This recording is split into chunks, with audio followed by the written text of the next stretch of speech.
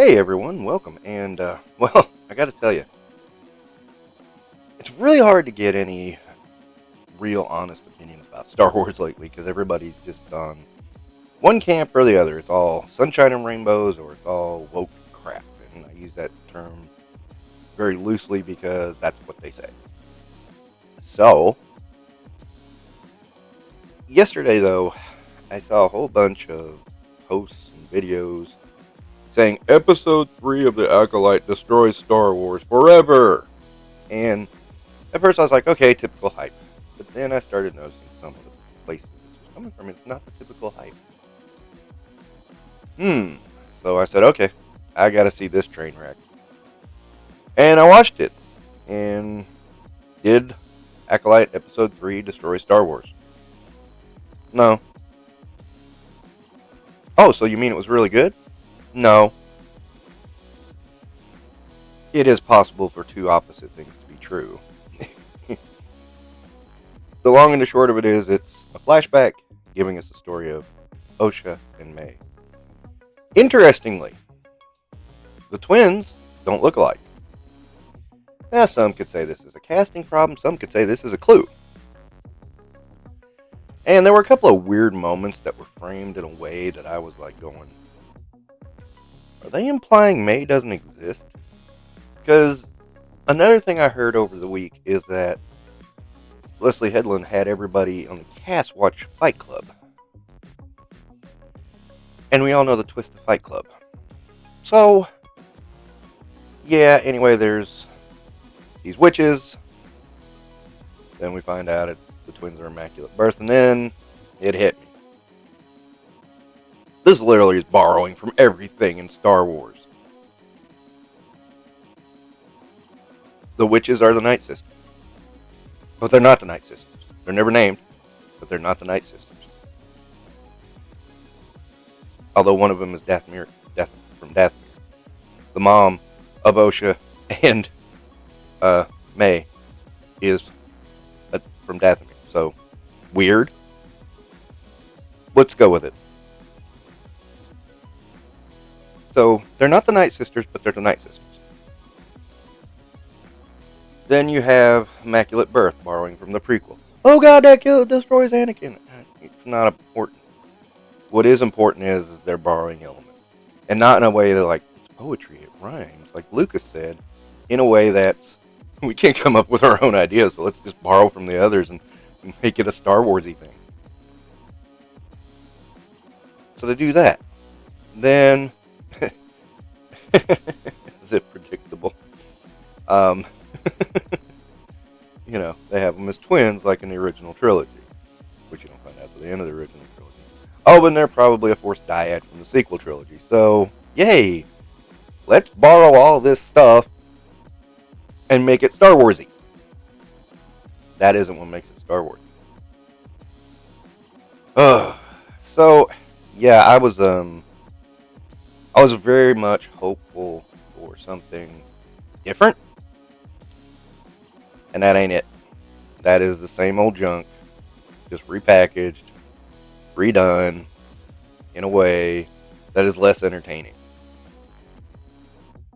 You know, a lot of people are going off about the not Night Sisters, and oh, they apparently are lesbians, or at least the two moms are lesbians. So what? I'm not even worried about it.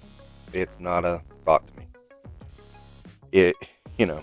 And there's some really weird things in this episode, too, that don't make any sense. Like, literally, Saul says, the Jedi do not take children. Do not forcibly take children. Then, Carrie Ann Moss says, you cannot deny us the right to test potential Padawans. I think that's how she worded it. And I'm like sitting here going, so wait, you can't deny them the test, but you don't forcibly take them? I mean, it almost sounds like you do. You're forcing them to take a test. It's a weird line that I think should have been omitted. To be perfectly honest, it doesn't make any sense whatsoever. And the other thing is that when Osha decides she wants to join the Jedi, and they do this with, like, literally taking from Phantom Menace, the test, which I guess that's okay because yeah, it would mean that the test has been around for hundreds of years. Of course, that's what they do. But it's the same, what's on the pad, test, and then they just when Osha says, "Okay, I'm going to go join the Jedi," and she's packing to leave, May goes into nuclear bomb mode and says, "Fuck you, burn." So people are already saying, "Oh, that was Coral." That's the witch who's the actual biological mother who's from Dathomir. And I should point out that she's white instead of having red skin or yellow skin like we've typically seen. That's a little weird, but okay.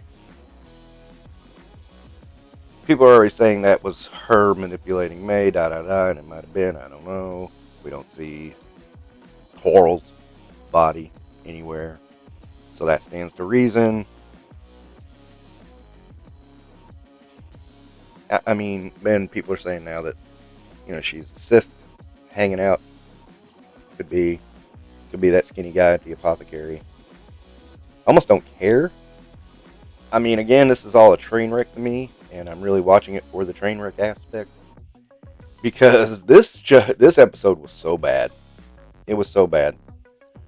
Also borrowing from episode 1, they had wooden child actors, and I realize kids acting is difficult, but we know kids can act, and this was, I mean, I'm being blunt. I mean, I'm not trying to be mean. I'm trying to be honest. They were very wooden in their performance. Going back to the fact they don't look alike, makes me think, okay, maybe that's a clue. It could be on purpose so that, when the reveal that May and Osha are the same person, which I think is where they're going, it will be more surprising. But then you'll also go back and go, oh, there was a clue. Okay. There was a couple of points where they framed it a certain way, too, that I thought, they're almost implying Osha is the only one that exists. Although they keep talking about May. So. And I also wonder if maybe if the two of them, maybe May is a projection from Osha's mind. And, they just kind of, yeah, we'll play along, kid. I mean, it's kind of weird, I know, but maybe it's I don't know. There's something going on here. Just the way some things were framed. There's some moments, other moments that are not like that. So it's I mean, maybe they're just playing with us. I don't know. But yeah, I mean, it still makes me think that Osha and May are the same person in what we're currently watching. Not the flashbacks, but currently watching at the very least. Well, how did she get into the temple? There's force projection, etc., etc. We know that stuff exists. They're borrowing heavy from the other films, so yeah, they'll probably do something like that if that's the case. I've not seen anything to say that's not the case. Oh, but we do see May walking around the tree at the end going, oh, she. And yeah, okay, there is that. Of course, there is a moment where Osha almost acts like she realizes May's alive. It's kind of weird. Could be another projection. I don't know. If I'm right in this theory, it's so out there and nobody's saying it. So I think I saw one guy in a video allude to it, but didn't actually fully say it. So, and I do think if this is what happens, this is going to be so stupid. But there's a lot of cut and paste going on here. So that's really bad. And it's in poor taste. And I mean, not really poor taste, but poor creativity. I mean, again, I was really hopeful this series was going to be at least different. And again, it's just packaging the old shit in a new bow. The only character I'm kind of liking still is Saul. Although I do question at the end when he saved Osha why he was there. But, again, they're going to do this flashback a couple of times over and we're going to see different perspective on it. And we'll figure it out. Corbin didn't do anything really bad. And, yeah. thinking now, the next thing is going to be this flashback's going to be another perspective and yet another perspective. It's going to be like 3 perspectives or 4 perspectives or something, and it's all going to be different each time. And it's going to be like, where the hell is the show? And, I don't know that to be fact, but I could see that happening.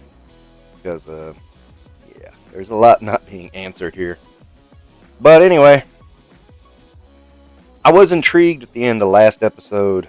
I'm not intrigued as I was. Now I'm like, God, this is bad. This was just poorly written, poorly presented, poorly directed. It's just not good. Is it the worst Star Wars ever?